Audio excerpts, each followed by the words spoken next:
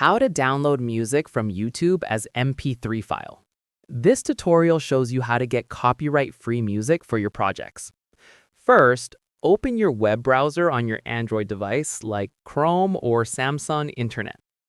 After that, tap on the three dots menu in the top right corner.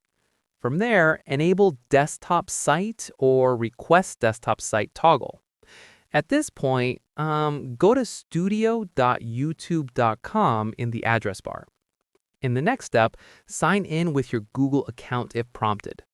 Following this, you'll be taken to the YouTube Studio dashboard. Once done, look at the left navigation bar.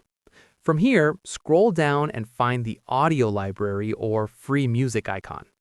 At this stage, tap on it to access YouTube's copyright-free music collection. After this, you can browse through different genres, moods, and durations. Once completed, find the track you want and tap the download icon next to it. Finally, the MP3 file will be downloaded to your device's downloads folder for free. And that's it. If this copyright-free music download guide helped you find tracks for your videos, give it a like, subscribe for more YouTube tutorials,